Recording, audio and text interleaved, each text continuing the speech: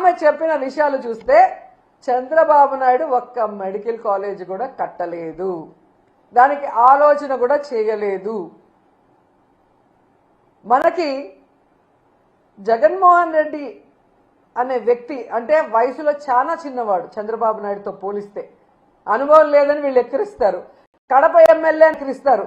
మరి కడప ఎమ్మెల్యే గారికి 17 మెడికల్ కాలేజీల్ని పర్మిషన్లు తెచ్చి వాటికి శ్రీకారం చుట్టి దాదాపుగా ఈరోజు 6 కాలేజీలు రన్నింగ్లో ఉన్నాయి. ఈ 15 నెలల్లో వీళ్ళు గనక వాటికి డబ్బులు కేటాయించి చేస్తుంటే అవి కూడా ఈరోజు రన్నింగ్లోకి వచ్చే అవకాశం ఉండి కూడా చేయలేక వీళ్ళు వెనక్కి పెట్టి జగన్మోహన్ రెడ్డి గారిని తిడుతుంటే ప్రజలు నవ్వుతున్నారు.